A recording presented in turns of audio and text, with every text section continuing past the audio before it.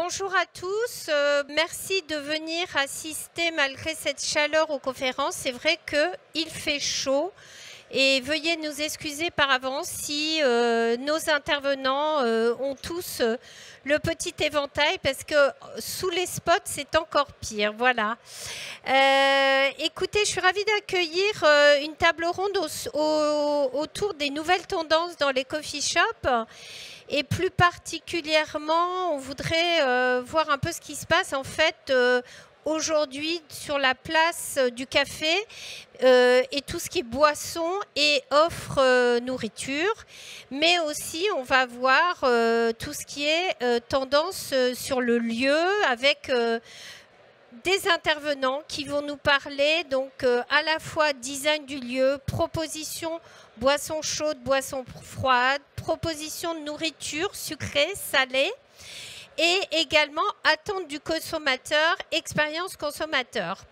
Alors pour m'entourer aujourd'hui, j'ai la chance d'avoir 4 experts, une table ronde de parité, donc je suis ravie encore une fois, j'essaye d'avoir des tables rondes où on est voilà, bien équilibré et une fois de plus là j'ai la chance d'avoir cet équilibre. Alors je vais commencer peut-être par vous présenter nos experts. Donc Diane Leroy qui est expert, alors déjà Diane et Camille, donc nous faisons partie d'un réseau qui s'appelle Elles sont Food. Voilà, vous avez le petit badge ici, réseau de femmes dans la food. Pour toutes celles qui sont chefs, pâtissières, cuisinières ou qui évoluent dans le monde de la restauration au sens large, si vous voulez nous rejoindre, voilà, je fais un appel. Venez au réseau Elles sont Food. Donc Camille et Diane. Diane qui est consultante dans le secteur on va dire de la food en général et qui va venir nous parler plus précisément d'études qu'elle a menées récemment. J'ai également Camille qui est parmi nous et qui, elle, est consultante plutôt dans tout ce qui est boulangerie et épicerie, marketing, et qui donc va venir nous donner un peu les tendances qu'elle observe, elle, côté épicerie et boulangerie, et surtout la place du café dans ces nouveaux concepts ou dans les évolutions de concepts de boulangerie et d'épicerie. Voilà, pour continuer, je continue avec mes deux représentants de la gente masculine. J'ai Ibrahim qui est parmi nous, que je suis ravie d'accueillir, qui est architecte, voilà, créateur d'espace dans la restauration, pas uniquement, mais disons que c'est beaucoup de tes créations sont autour des restaurants, des coffee shops, des salons de thé. Tu nous en diras plus sur ce que tu fais, comment tu le fais et surtout, on verra ce que tu vas nous dire un peu sur ce qui se fait en ce moment dans les coffee shops, hein, comment ça se passe, comment on crée les espaces et quelles sont les tendances. Et puis, Joris, voilà, Joris les testeurs, qui est notre influenceur. Donc, Joris, c'est aujourd'hui, mais ce n'est pas la première année qu'il vient nous voir, Joris, qui est vraiment celui qui va nous donner son ressenti de terrain, puisque Joris, je crois que tu dois faire à peu près toutes les ouvertures de coffee shop, même si tu ne fais pas que les coffee shops, hein, tu fais la street food aussi, voilà. Mais c'est vrai que toi, tu as une vision terrain. Et tu vas nous dire un peu ce qui se passe, en tous les cas, sur Paris et la région parisienne, et qu'est-ce que tu observes dans les tendances. Voilà. Merci à tous d'être là. En tous les cas, je suis ravie de vous avoir autour de moi. Alors, Diane, tu pourrais nous expliquer, tu as réalisé récemment une étude sur les paradoxes que l'on va retrouver chez le consommateur. Mais avant de peut-être rentrer sur ton étude, explique-nous, toi, ton métier, ce que tu fais et comment tu es arrivé à créer cette étude que tu viens de sortir assez récemment. Oui, donc merci Marie-Hélène. Donc moi je suis Diane Leroy, je travaille depuis 20 ans dans le secteur de l'alimentation. À la base d'ailleurs j'ai même un diplôme d'ingénieur agro qui m'a mené de façon tout à fait pas normale à travailler dans la communication, le marketing et l'innovation. Depuis à peu près 20 ans j'ai un grand parcours en agence, j'ai travaillé pour plein de grands groupes français, internationaux, des distributeurs, des filières agricoles. Et en fait, je suis indépendante depuis à peu près 2 ans et avec un autre indépendant qui s'appelle Stéphane Brunery, qui est également conseil en communication, marketing et innovation, on a décidé de créer un cahier de tendance qui s'appelle Food Paradoxa, parce qu'on a jugé qu'il y avait un vrai besoin de venir structurer un peu ces tendances qui sont vertigineuses quand on commence à mettre le doigt dedans. Et donc, on est reparti de ce besoin-là. C'est un cahier qu'on destine aux directions d'entreprise, aux directions marketing, aux études, et qu'on veut très pragmatique, puisque parmi ses spécificités, c'est que c'est un cahier de tendance qui se vit en workshop, en atelier, et c'est pas un cahier qui se lit, c'est un cahier qui se vit, comme je le dis souvent. Et en fait, il s'appelle Food Paradoxa parce qu'on l'a structuré autour de 5 grands duos de paradoxes qu'on a sélectionnés comme étant des paradoxes fondamentaux et contemporains de ce qui se passe aujourd'hui dans la société, sur lequel on a positionné une vingtaine de tendances. Et ces paradoxes-là, pour vous les citer, c'est un duo de paradoxes autour de la norme et de la rébellion, de la sobriété et de l'accélération, un troisième paradoxe autour de tout ce qui est identité et collectif, virtuel, réel et nature, technologie. Et autour de ces paradoxes-là, en fait, on a structuré du coup notre cahier qu'on illustre de plein d'exemples dans la food, hors food, etc. Voilà. Et en fait, ce qui est important de comprendre, c'est que par essence, tous, en tant qu'êtres humains, on est paradoxaux. C'est pas quelque chose de nouveau. On entend parfois les gens dire oui, c'est nouveau, les gens ils sont schizophrènes. Non, on a toujours été paradoxaux dans nos façons de penser ou dans nos comportements. C'est juste qu'il faut en tant qu'entreprise ou en tant que créateur de coffee shop ou de concept, en avoir conscience, se fixer un cap ou une direction, et je pense qu'on en parlera tout à l'heure, faire des choix et en cohérence avec cette direction, ce cap, et puis en cohérence, parce que du coup, moi je sais que concept, direction, choix et cohérence, c'est probablement les 3 mots que j'utilise le plus quand je fais du conseil chez mes clients. Voilà. Alors, je te demanderai du coup, on va revenir sur ces paradoxes qui sont super importants.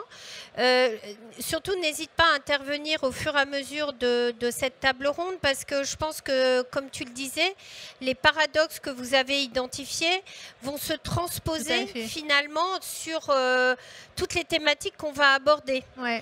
Et moi, tu m'as déjà bien interpellée, et c'est ce que je retrouve sur la création d'entreprises dans la restauration, et particulièrement dans le secteur donc, du café, des coffee shops et des salons de thé, c'est comment créer son concept. Et on va voir qu'au moment du parcours du créateur, bien souvent les gens arrivent en se disant bah, tiens, j'ai envie de créer un coffee shop dans telle ville, voilà. Et ils ne se rendent pas compte à quel point l'idée de... Alors c'est leur idée de départ, mais l'idée ne suffit pas. C'est-à-dire que de l'idée, on ne va pas pouvoir commencer à les adresser à un agent immobilier pour chercher un local, au banquier pour aller trouver des financements, ou à l'architecte pour aller aménager leur local. Il va y avoir un travail à faire qui est un travail de définition du concept. Et quand on regarde comment on va réfléchir sur un concept de création de coffee shop, c'est qu'on voit que le concept, il va devoir répondre à une multitude de questions, et qu'on a en soi, quand on crée, quand on ouvre d'ailleurs pas obligatoirement son premier établissement, mais ça peut être des personnes qui créent leur 2e, 3e établissement, ils doivent se poser beaucoup de questions. Et en répondant aux questions, on va s'apercevoir des paradoxes. Et entre autres, on va s'apercevoir du paradoxe, par exemple, un que je peux citer dans le café, c'est que je dis, je veux ouvrir un coffee shop qui va travailler avec des producteurs locaux. Super idée. Je veux des circuits courts. Oui, mais le café vient d'où ? circuit court dans le café. Bonne question. Alors, comment arriver à répondre à ce type de paradoxe et comment arriver à finalement aligner nos valeurs dans la création d'un concept?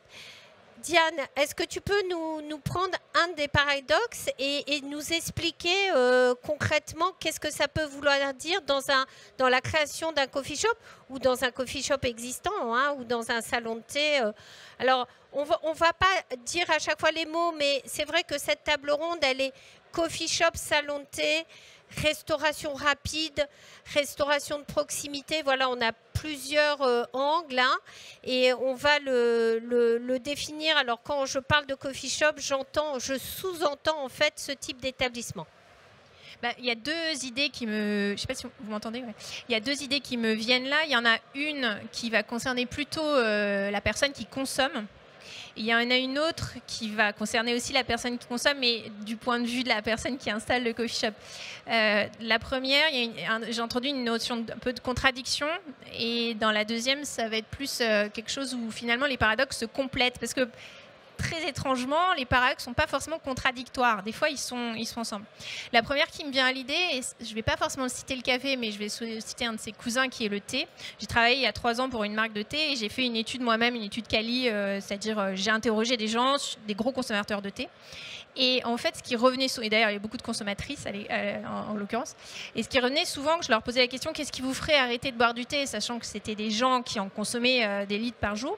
Et ils me disaient tous, hein, je ne sais plus combien de personnes j'ai interrogé, et 100% des personnes me disaient, j'arrêterai d'en consommer si je sais que les conditions de production ne sont pas bonnes, c'est-à-dire qu'il y a des gens qui sont exploités dans le cadre de la production, et ou si j'apprends qu'il y a des substances indésirables dans le thé que je bois.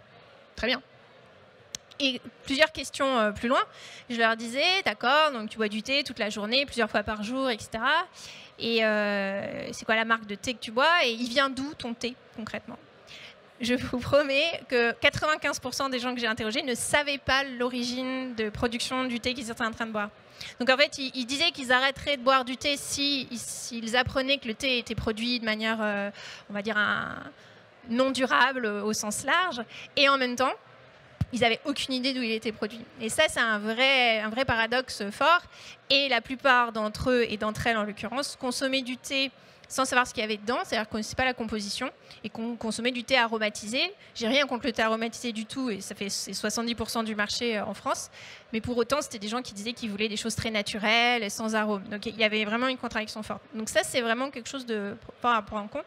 Et le deuxième, c'est, je pense, un point très fort des coffee shops, et je pense que Joris va nous le dire, et Ibrahim aussi, et Camille aussi, sur la partie boulangerie, c'est la partie expérience. C'est une tendance que dans Food Paradoxa, on a appelé Eat-Ertainment, donc le divertissement lié à l'alimentation. Donc le fait d'être dans une ambiance, un univers, d'être plongé dans cet univers, le côté sensorialité, l'odeur, le goût, la vision, le toucher, le barista qui vous fait un latte, etc. Donc on est vraiment dans une ambiance physique, dans le monde réel. Et à votre avis, je pense que vous interrogez n'importe quelle personne sur le salon ou n'importe quel barista, quelle est la première chose que fait une personne quand vous lui posez un latte devant lui ou elle? Il prend une photo. Et donc, en fait, c'est paradoxal mais complémentaire. C'est-à-dire qu'on est dans une expérience incroyable, physique. Et la première réflexe qu'on a, c'est prendre une photo, en général pour le mettre sur les réseaux sociaux et sur Instagram. D'où l'importance de travailler le sensoriel à tous les niveaux, y compris le sensoriel visuel. J'ai vu, là, en me baladant avant d'arriver sur les stands, il y a la Main Noire qui propose des boissons colorées de toutes les couleurs.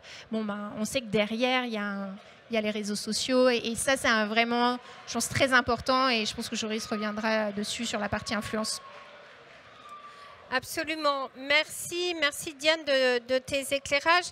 Alors, aujourd'hui, les coffee shops, on voit que la création des coffee shops remonte à Paris. En tous les cas, il y a à peu près maintenant une bonne dizaine d'années, mais pas beaucoup plus, hein, puisque les torréfacteurs d'origine qui ont créé eux-mêmes les coffee shops en café de spécialité, ça date de 2010, on va dire 2010, 2011, 2012.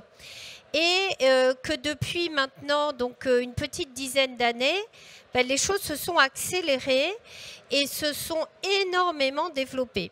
Et on voit que le coffee shop d'aujourd'hui n'a rien à voir, ou en tous les cas a beaucoup évolué par rapport au coffee shop d'hier. Et entre autres, on a eu une vague qui a consisté d'abord à se dire « je suis torréfacteur et je vais créer un endroit pour faire déguster mon café et je vais voir comment mon consommateur va déguster mon café ». Donc on a eu cette première vague qui a été à l'origine du café de spécialité en France. Et petit à petit, ces torréfacteurs ont vu ce que ça donnait de vendre au consommateur final du café.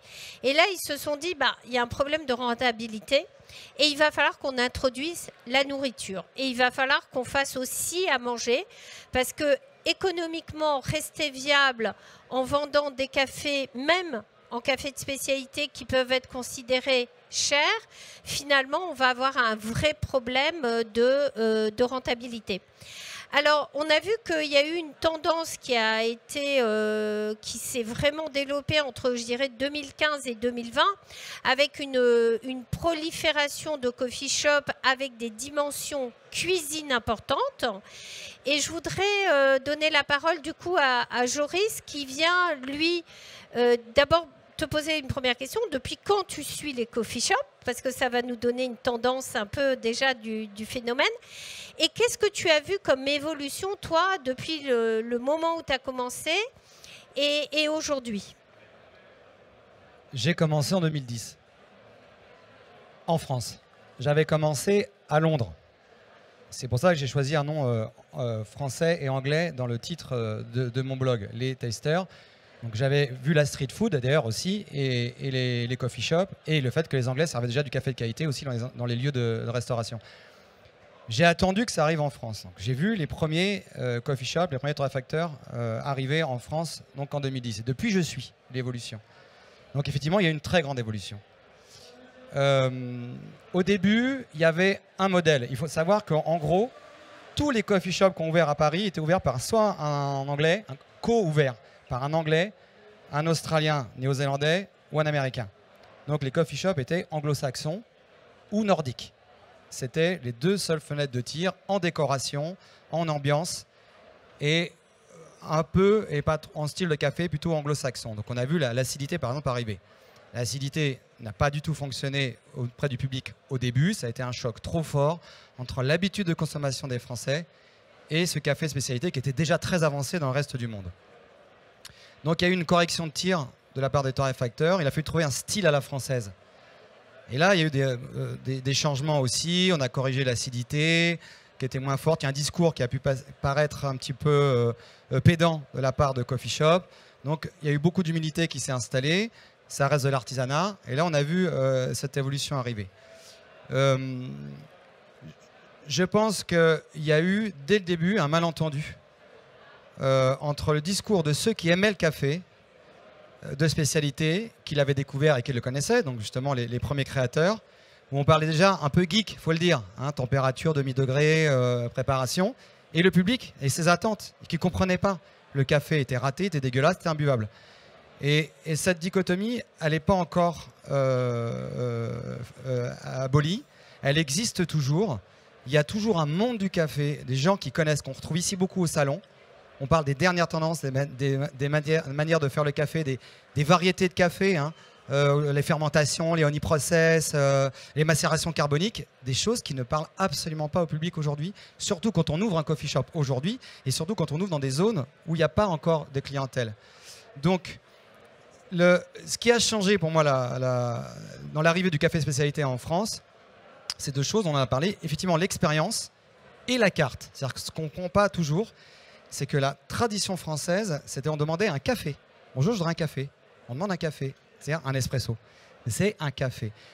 Le coffee shop, c'est le premier qui a proposé un lungo, un espresso, un latte, un flat white, et ainsi de suite. Une carte de préparation faite par quelqu'un qui doit avoir des habilités, qui est souvent un barista.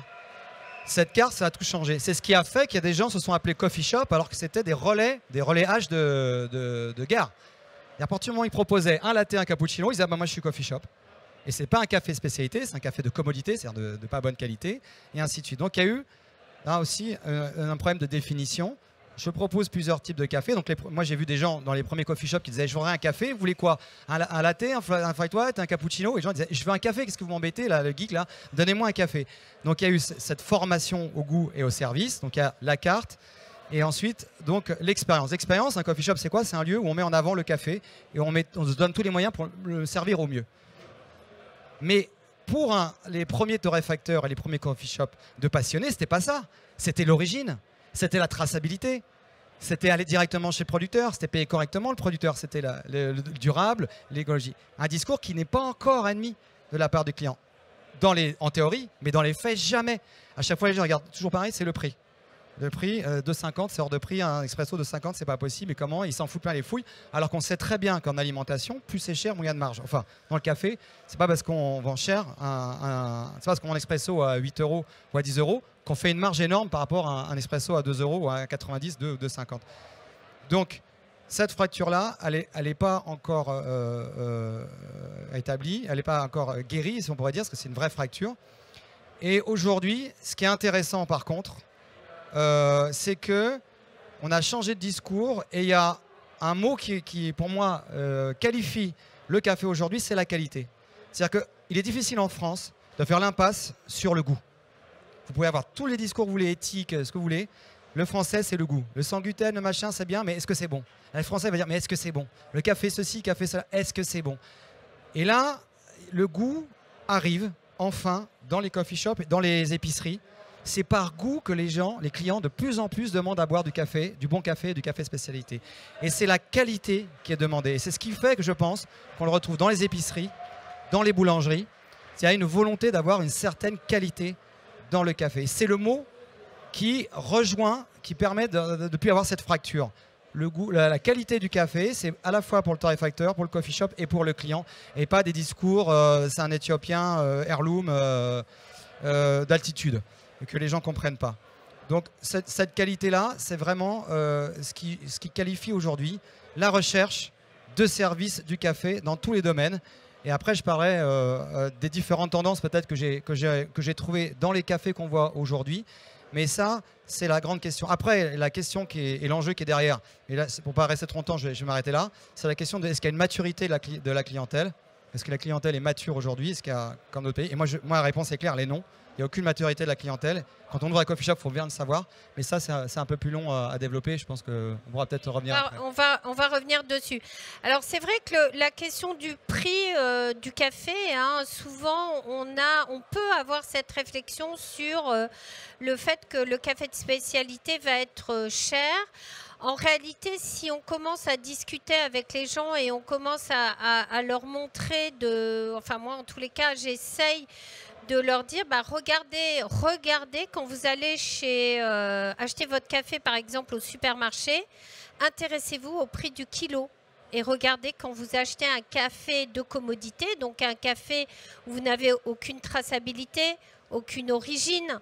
Hein, je faisais encore l'expérience récemment dans mon supermarché, je me suis dit, bah tiens, les choses évoluent, voyons voir, on parle de café excellent, voyons voir d'où vient ce café. Est-ce que déjà je sais si c'est de l'arabica? Est-ce que je sais si c'est du robusta? Est-ce que je sais de quel pays il vient? Quasiment pas. C'est une fois sur 5, j'ai peut-être une origine, parfois marquée Arabica, mais je ne suis même pas sûre.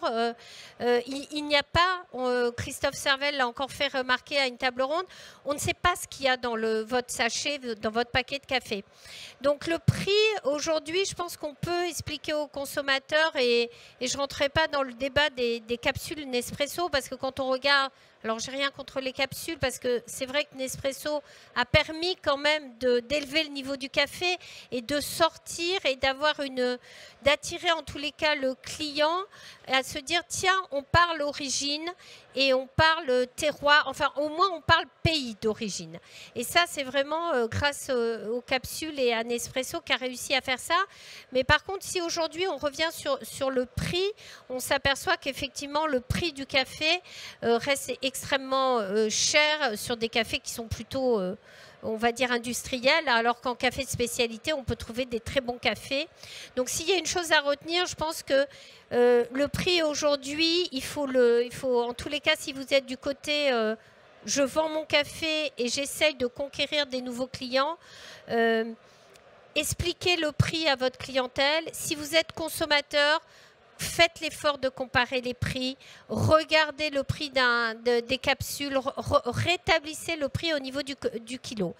Alors, Joris, avant de rentrer vraiment dans les tendances food, et puis parce qu'on va voir quand même que la food s'est énormément développée hein, dans les coffee shops. Moi, je voudrais donner la parole à Camille qui nous dit un peu, toi Camille, qu'est-ce que tu vois en ce moment dans les tendances dans les épiceries et les boulangeries? Parce qu'on voit qu'il y a un vrai renouveau aussi des épiceries et des boulangeries. Oui, c'est des modèles qui changent énormément aujourd'hui. Et c'est vrai que le café accompagne en fait les changements qu'on peut voir dans ces lieux-là. Donc sur les boulangeries, on va commencer par ce secteur-là. Ce qui se passe aujourd'hui, c'est qu'on assiste à une premiumisation comme dans beaucoup de commerces de proximité. Donc la boulangerie se premiumise, les boulangers sont de plus en plus à même à sélectionner les matières premières. Donc dans leur sandwich, ce n'est pas juste un jambon, mais c'est le jambon qui vient soit d'un petit producteur à côté, soit un Prince de Paris si on est en région parisienne. On travaille des variétés anciennes, on travaille du levain, des fermentations lentes pour vraiment avoir un produit qualitatif derrière. Et donc le café en fait suit cette tendance. Ça fait une dizaine d'années que le café est rentré dans les boulangeries. C'était un café de dépannage au début, juste une petite machine, on était capable de servir. Maintenant, il faut que le café accompagne en fait forcément cette montée en gamme.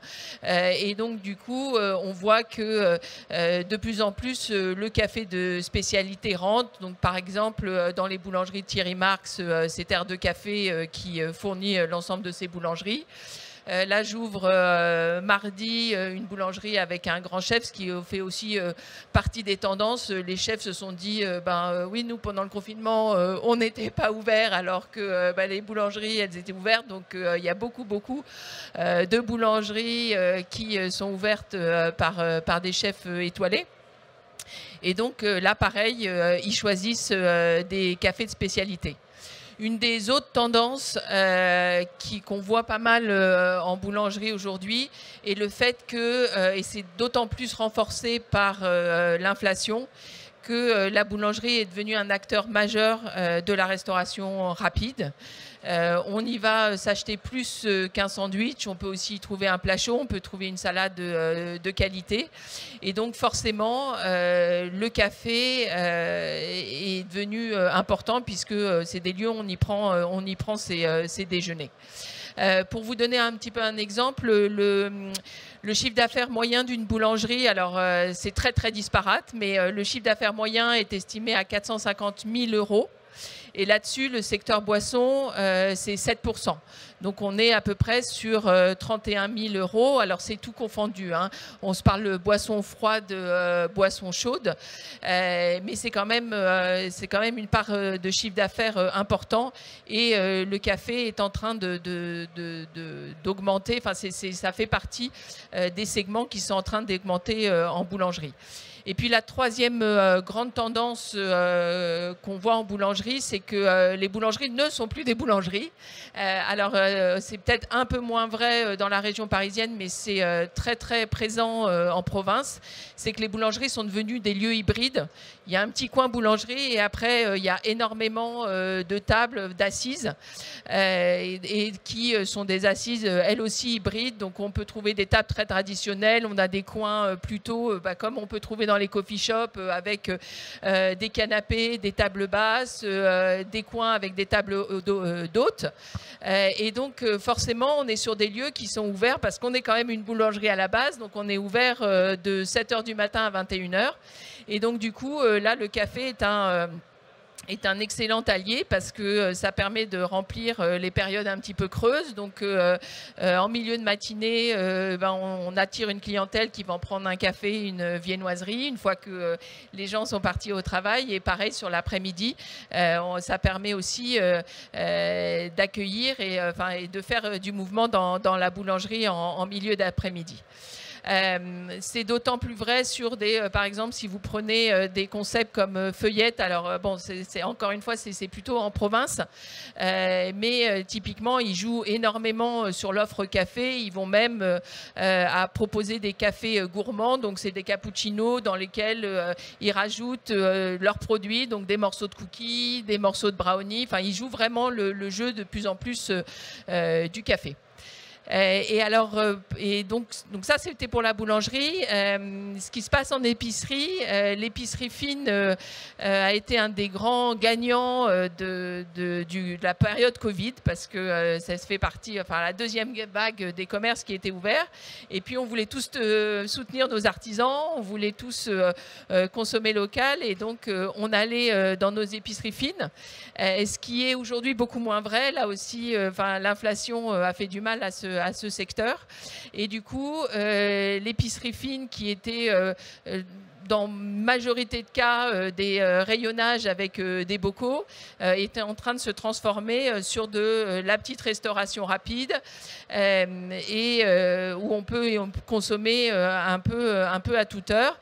Et là, le café est aussi très présent. Si vous prenez Super Frais, qui est une des épiceries fines classées fooding, vous avez un grand comptoir avec des assises et une jolie machine et un vrai savoir-faire pour vous servir un café.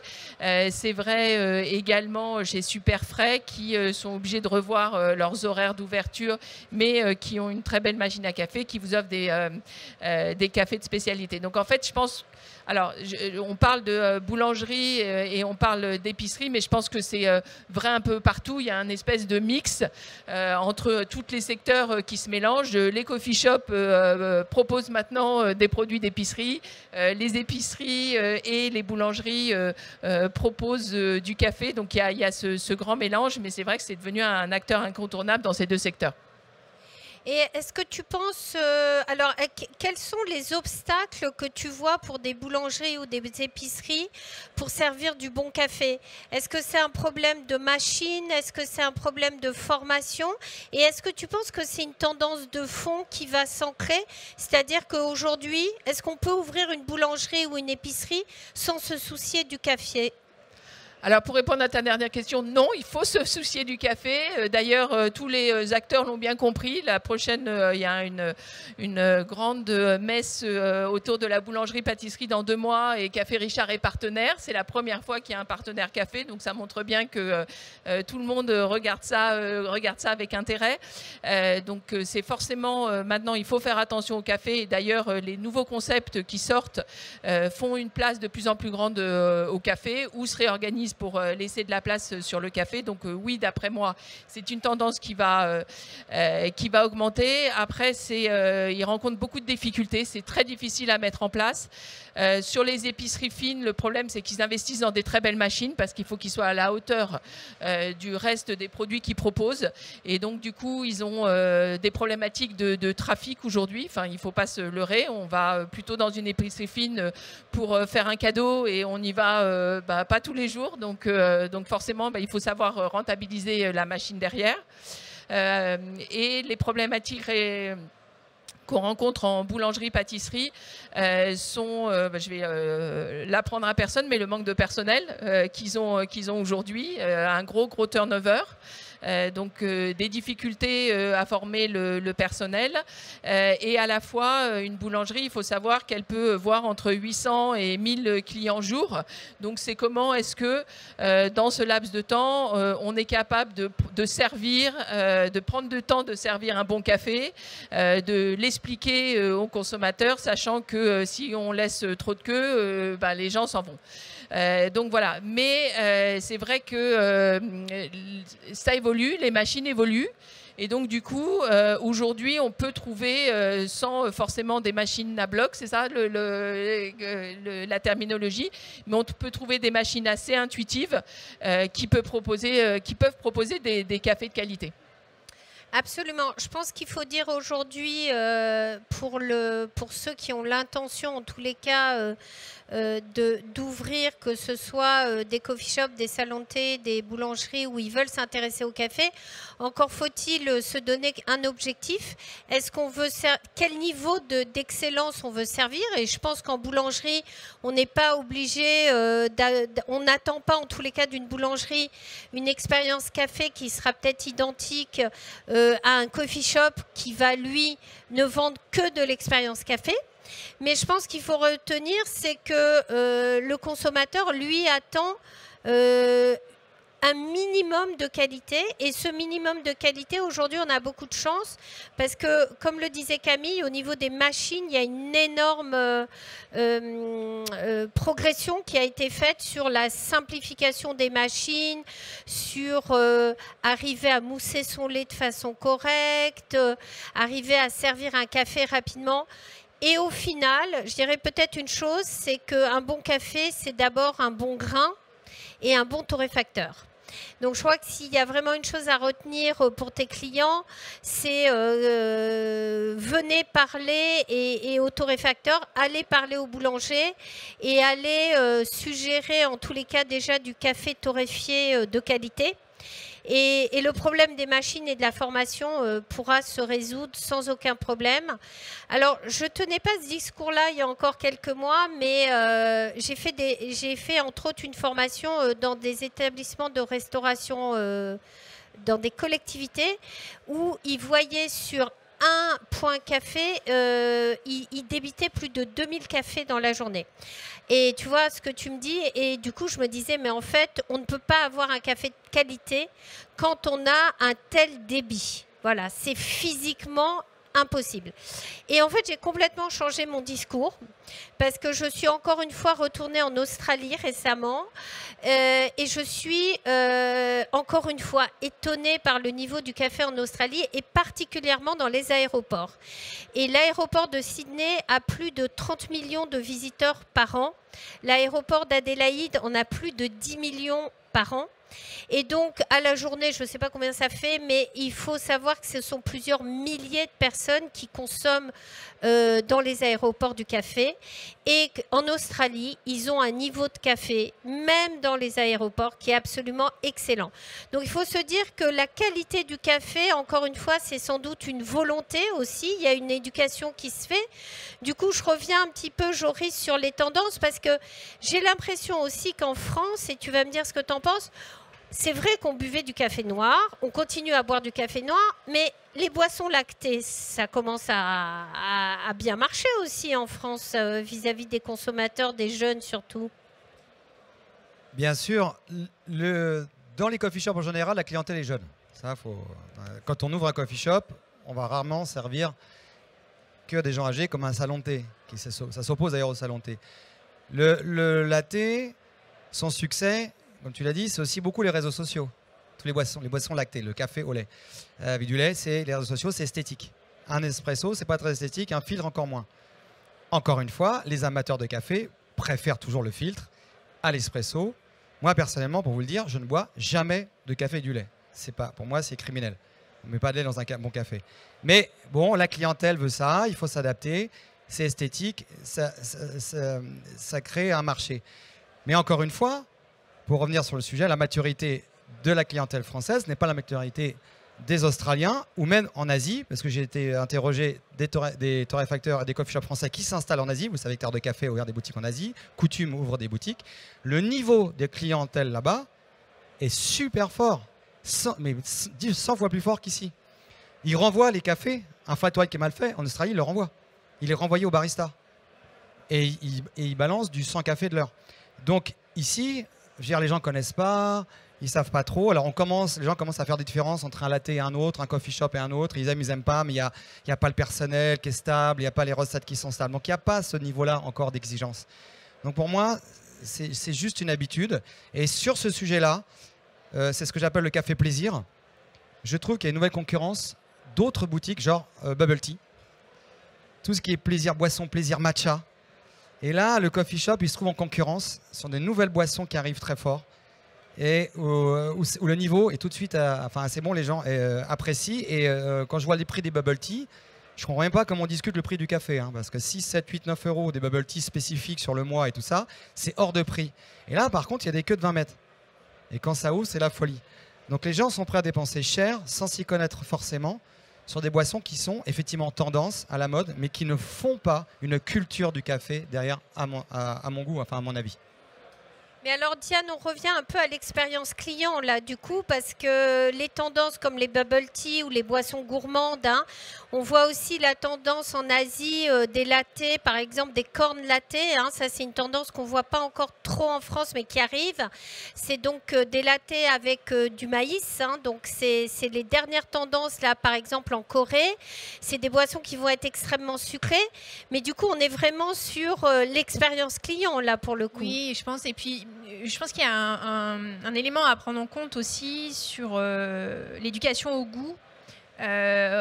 On sait très bien qu'au fur et à mesure qu'on prend l'âge, c'est-à-dire on sait par exemple que le lait c'est une boisson qui est très consommée jusqu'à l'adolescence, et ensuite les études de consommation françaises comme le Crédoc, etc., la CCAF du Crédoc montrent très bien qu'il y a un switch qui se fait vers les boissons chaudes type café plutôt quand on arrive vers les 18-20 ans. Mais ça s'apprend, c'est comme quand on passe à la bière, c'est comme quand on passe au vin. Au départ, le café c'est pas un goût, instinctivement c'est l'amertume. Physiologiquement, c'est pas quelque chose que le corps comprend. Et je suis profondément persuadée que les boissons type latte sont un moyen d'arriver pour les jeunes palais, tout doucement aussi sur une éducation du café pour petit à petit, pourquoi pas en vieillissant, si les personnes le souhaitent, switcher sur du café normal. Tout comme quand on est indo, on prend un panaché ou un Monaco et après on va aller sur de la bière. Voilà, donc je pense qu'il y a un effet comme ça aussi d'habituation. Et puis la puissance des réseaux, la puissance de l'Instagrammabilité. En Asie, moi j'adore le Japon et la Corée, ils sont très forts pour créer des coffee shops avec des univers incroyables, où vous êtes projeté tout de suite complètement dans un autre pays, où il y a des coffee shops hall d'aéroports, vous avez des coffee shops vous trouvez en Provence alors que vous êtes enfin c'est incroyable. Donc il y a vraiment cet enjeu de l'expérience. Et puis la sensorialité, on le voit bien sur les jus végétaux et les laits végétaux.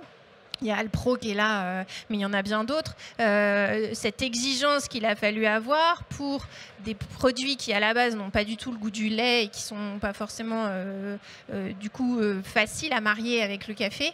Et comment il a fallu les travailler pour qu'ils soient acceptables. Quand vous allez en Pays-Bas, moi j'y étais en juin, vous avez un rayon dans les magasins grandes consommateurs, c'est-à-dire dans les supermarchés, vous avez un rayon latte, enfin de jus végétaux latte disponible pour chez soi, qui est dingue. Chez nous, il n'y a rien. Donc, c'est aussi une culture de pays, quoi. Absolument. Du coup, pour continuer sur l'expérience client, Ibrahim, je voudrais que tu nous parles, toi, du lieu dans lequel le client vient physiquement, parce que c'est bien d'être sur les réseaux sociaux et de regarder les belles choses, mais en réalité, il faut aller dans les lieux. Il faut les découvrir. Du coup, toi, qu'est-ce que tu vois comme tendance déjà? Est-ce que dans les créations que tu accompagnes, est-ce que tu vois une grosse tendance sur le coffee shop, les salons de thé?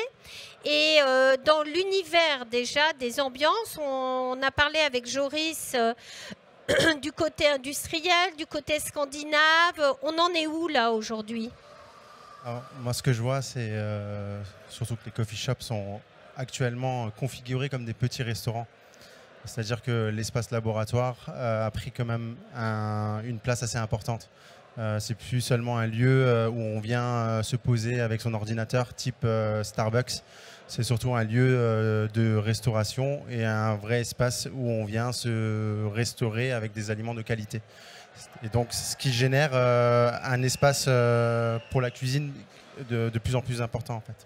Donc le café, c'est devenu le produit d'appel pour pouvoir faire en sorte que les gens restent sur place pour pouvoir se restaurer et consommer davantage, faire de la vente additionnelle avec l'espace épicerie qu'on retrouve également dans les boulangeries. Et donc, il y a une volonté de pouvoir proposer des aliments complémentaires et de pouvoir cuisiner davantage sur place, avec des produits faits maison, avec une vraie identité de la proposition. Alors, c'est vrai, pour rebondir ce que tu dis, c'est vrai que dans les coffee shops, encore une fois, souvent on associe coffee shop avec cuisine de qualité. Cuisine faite maison. Voilà, on est vraiment dans ce désir d'apporter au niveau du consommateur du salé et du sucré qui va être fait maison. C'est vraiment la touche du coffee shop et beaucoup plus que dans une saladerie ou une sandwicherie où finalement on va s'attendre plus à de l'assemblage. Hein. Vous allez avoir différents ingrédients que vous allez assembler. Dans le coffee shop digne de ce nom, on va attendre à avoir derrière quelqu'un qui cuisine, qui pâtisse, des odeurs et voire même un espace un peu comme dans les restaurants ouverts. Du coup, au niveau du style, on est sur quoi? Aujourd'hui, on a beaucoup de clients qui souhaitent conserver l'esprit du lieu. C'est-à-dire que beaucoup de personnes veulent conserver les éléments qui composent déjà le lieu. Et ça passe par le fait de restituer une pierre naturelle, ça passe par mettre en valeur une poutre en bois ou une poutre métallique, ça passe par le fait d'utiliser des matériaux bruts et naturels, et ça passe aussi par le fait de pouvoir transmettre un peu les traces du passé ou mettre en valeur les traces du passé de l'immeuble. C'est-à-dire que quand on déshabille un mur, on se retrouve avec un matériau qui sort de nulle part et dont on a envie de mettre en valeur pour pouvoir contribuer à cet esprit du lieu et cette ambiance particulière ou singulière qui est en rapport avec l'identité de la marque également. Et on est plutôt sur de l'industriel, mais pas que. On a une grosse tendance méditerranéenne qui s'est installée dans les restaurants depuis 1 ou 2 ans. Et les coffee shops s'en imprègnent de plus en plus parce que les coffee shops deviennent aussi des petits lieux, enfin des lieux de petite restauration. Donc on ne les conçoit plus de la même manière en fait. On ne conçoit plus les coffee shops en faisant abstraction de la restauration qui va être proposée sur place. D'accord. Et alors, le parcours client dans un coffee shop, c'est quoi les tendances? On commande au bar, on s'assied Alors, tout dépend de la... J'imagine que ton client, tu vas lui poser toutes ces questions-là. Vous allez travailler là-dessus? Alors, tout dépend de la superficie de l'espace. C'est-à-dire que s'il souhaite que le client passe du temps sur place, donc le client ne va pas forcément commander au comptoir. Il va déjà s'installer, trouver sa place, savoir s'il veut se poser pour se restaurer ou alors juste pour prendre un café. Donc dans ce cas, il y a 2 possibilités. C'est soit il se dirige vers l'espace avec une banquette, avec un coussin, avec une table basse parce qu'il sait qu'il va y passer du temps. Ou alors si c'est plus de la restauration rapide, il se dirige plutôt vers un manche debout où il sait très bien qu'il va juste prendre un café et ça ne va pas durer très très longtemps. Et généralement, le parcours client, c'est le comptoir est fait face à l'entrée. On voit clairement le produit qui est mis en vente. On voit la proposition qui se trouve derrière avec un menu board, avec les différentes possibilités pour le café. Et on choisit globalement un café et on l'accompagne d'un cookie, une pâtisserie, une viennoiserie et un peu de salé si l'offre est suffisamment intéressante. Alors, sur le local, est-ce que tu as peut-être des recommandations sur la destination des locaux? Parce que je sais que c'était un point d'attention sur lesquels il fallait avoir. Tout à fait. Hein, quand on veut s'installer dans un coffee shop, rien n'est pire quand on prend un local qui, au départ, n'a pas la bonne destination. C'est ça. Ça, c'est une erreur que font généralement les personnes qui veulent se lancer dans la restauration ou alors dans l'achat d'un local. C'est de faire abstraction un peu de la destination précédente. C'est-à-dire que généralement, on veut s'installer dans un quartier parce qu'on aime ce quartier, parce qu'on le trouve vivant, parce qu'on s'y sent bien. Et on cherche une boutique qui est dans les budgets, mais on ne fait pas forcément attention au fait que cette boutique n'est pas forcément adaptée pour un lieu pour la consommation. Et ça pose quelques problèmes lorsqu'on commence à configurer l'espace et lorsqu'on se rend compte que les contraintes techniques ne sont pas adaptées en fait, à la proposition future. Et ce qui génère un peu parfois des complexités dans la configuration et dans l'aménagement, mais aussi ça nous limite parfois dans ce qu'on veut proposer. Ce n'est pas forcément en adéquation avec la volonté du local et la volonté du propriétaire. D'accord. Alors, du coup, attention, j'imagine, à avoir bien défini son concept auparavant, hein, parce que c'est pas quand on a le local qu'on décide de faire de la vente à emporter ou du surplace. Ça, c'est vraiment une identification au niveau du concept. Si certains parmi vous, et on va vous laisser la parole dans quelques instants, sont en parcours de création d'entreprise et se disent, bah tiens, quel type de local, ou j'ai déjà un local, non, ne commencez jamais par le local, si je peux me permettre. Voilà, et faites-vous accompagner par des professionnels à tous les niveaux de la chaîne, mais particulièrement sur l'aménagement d'un local. Je dis toujours, ne prenez pas la copine de votre meilleur ami qui est architecte d'intérieur. Mais allez chercher des architectes qui ont déjà fait des établissements de restauration. Vous êtes en train d'installer un établissement recevant du public, donc il y a des règles de sécurité, d'accessibilité, handicap, etc. Ce n'est pas l'objet de la table ronde, mais bon, voilà, on peut évoquer ces points d'attention qui sont très importants. Donc c'est une vraie collaboration hein, avec l'architecte. Encore une fois, il faut aller vers les tendances de demain. Du coup, j'en reviens à l'offre food et je voudrais, Joris, que toi tu reviennes. Les avocats au toast, on en est où là? Bizarrement, dans ce que j'observe, je trouve que les tendances dans les nouveaux coffee shops, moi, me surprennent. La dernière tendance que j'observe à Paris, c'est les coffee shops anglais. Alors ça je ne m'y attendais pas du tout. Mais un peu différent d'avant. Alors, qu'est-ce que tu appelles un coffee shop anglais? Je vais donner un exemple. Dans le 17e à Paris, Very French Beans. Very French Beans, c'est le nom. Anglo-saxon. On arrive, Hôtel Engie, cours de livres de cuisine, panneau de rue de Londres. Ces deux filles qui ont vécu à Londres et en Écosse, elles ont un rayon épicerie avec que des produits qu'on a du mal à trouver en France anglais, du gin, du Pims, des confitures naturelles et tout ça. Et elles ont du carrot cake. Alors, elles ne font pas d'avocado toast, elles font du sandwich et des pailles. C'est-à-dire que c'est plus précis qu'avant. Au tout début des premiers coffee shops, on n'avait pas forcément des pailles, des sausage rolls. C'est un peu la petite mode. Il y a Norma Bakery aussi, qui est une bakery, mais qui fait coffee shop, du fève, et qui fait des sausage rolls. Project Sausage, qui sert du café spécialité aussi, et qui a fait du sausage roll. Donc il y a une petite mode à Paris, du sausage roll, de la paille. Alors, de saison, local, frais, fait sur place. Il n'y a que le pain des sandwichs qui n'est pas fait chez eux. Ils essayent de lancer, et ça, c'est ce qui revient depuis 15 ans, le brunch, qui est un peu soit la roue de secours du coffee shop. Quand ils cherchent à faire du chiffre d'affaires, ils essayent parfois de faire des brunchs. Quand ils sont dans un quartier de bureau, ils ne peuvent pas, mais ils sont dans un quartier de passage. Alors, ils cherchent à savoir est-ce qu'on va le faire, est-ce qu'on ne va pas le faire. Ce n'est pas le même café qu'on sert généralement. C'est plutôt du filtre et moins de l'expresso. Donc, ils vont peut-être lancer du brunch et ils essayent de lancer le petit déjeuner, qui est aussi une marotte, qui depuis 15 ans que les coffee shops existent, 14 ans, ne marche pas vraiment en France. Hein, on n'a pas l'habitude des petits déjeuners. Et eux, ils font un petit déjeuner avec des beans, des baked beans, et un coffee, un filtre ou un espresso. Pour l'instant, ils font surtout de l'expresso. Donc, ils essayent de lancer la formule petit déjeuner. Donc là, on est vraiment dans un lieu anglo-saxon. Ils viennent d'ouvrir, ils sont blindés. Ils ont choisi un super quartier dans le 17e, une rue passante. Il faut croire qu'ils ont bien étudié le lieu parce qu'il n'y a pas de concurrence à côté, c'est très important.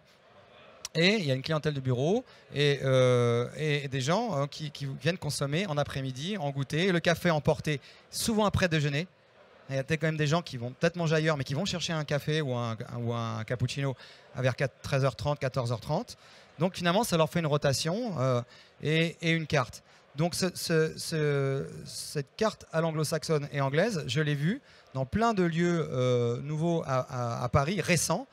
Il y a évidemment des lieux communautaires. Donc il y a aussi l'Amérique latine qui revient. Alors peut-être plus du côté des torréfacteurs qui s'associent, qui défendent un pays. En Afrique aussi, défendre un pays d'origine, mais il y a quand même des lieux qui font Amérique latine. Ça, je suis assez étonné. Dans les grandes tendances, il y a les cafés à emporter, donc les lieux qui sont que à emporter.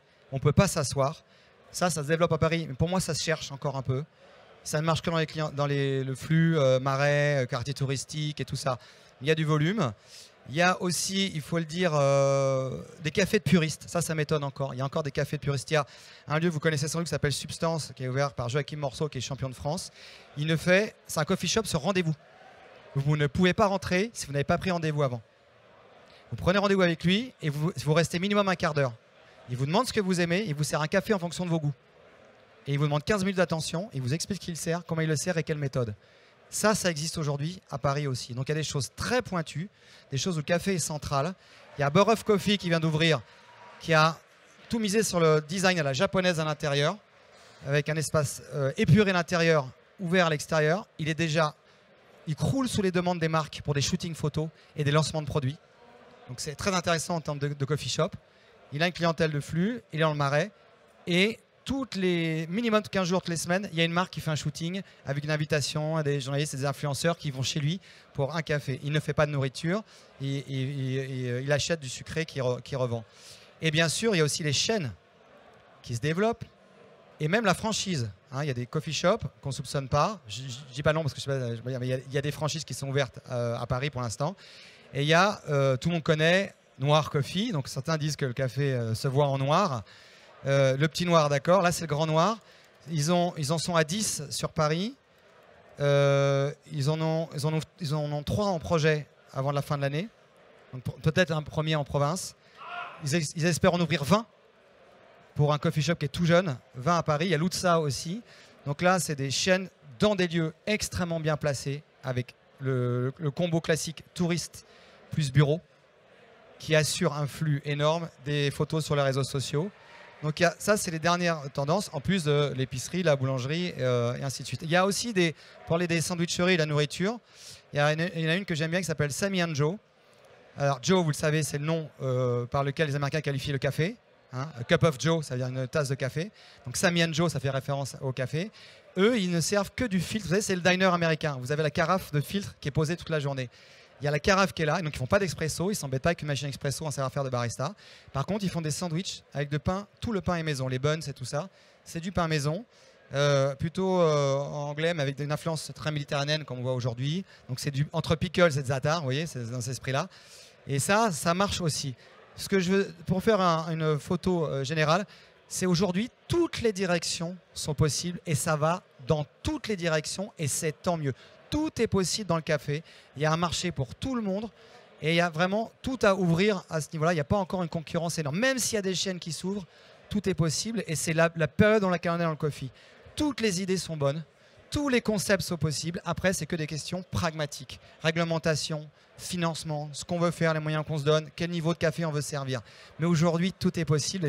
À Paris, c'est sûr, mais je pense que même en province. En province aussi. Ok, merci Joris. Hélas, on est tenu par le temps. En tous les cas, moi je voudrais vous donner la parole. On a la chance d'être la dernière table ronde, donc personne ne m'en voudra si je dépasse un petit peu. Est-ce que vous auriez une question pour nos intervenants, pour nos experts? Est-ce que quelqu'un veut poser une question? Personne sur les tendances? Moi, j'ai une question. Qui a l'intention d'ouvrir un coffee shop parmi les gens qui sont dans la salle? Nous, on a parlé hier, on s'est rencontrés. À Paris ou en province? En province, voilà. C'est le nouveau marché qui se développe énormément. De province. Moi, j'ai le petit jus que j'ai testé en province. Caviste, torréfacteur, coffee shop, dans un lieu style zone artisanale. Et pour l'instant, ça marche très bien. Donc, tout est possible. Ça peut tout à fait marcher. Colmar va peut-être avoir son coffee shop, pâtisserie sélectionnée, café sélectionné. Tout est possible, de pâtisserie fine jusqu'au volume caviste. Alors, surtout pour ceux qui veulent ouvrir, retenez, travaillez votre concept et surtout faites une analyse de marché. Vous voyez que là, on a beaucoup parlé de Paris, on a un peu parlé de la province. Merci à Camille d'avoir vraiment resitué le débat aussi sur des exemples de province. Je pense que c'est important. Là, on a Ibrahim qui nous a parlé de Paris, la région parisienne. Mais encore une fois, si vous avez un territoire sur lequel vous voulez vous implanter, vous n'êtes pas obligé de faire Substance Café sur un territoire où il y a rien. américain vierge, il n'y a même pas un coffee shop de qualité, déjà analysez votre territoire.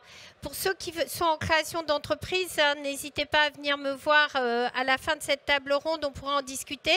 En tous les cas, je voudrais vous remercier à tous. Merci, c'était passionnant. Je pense qu'on aurait pu continuer encore sur les tendances.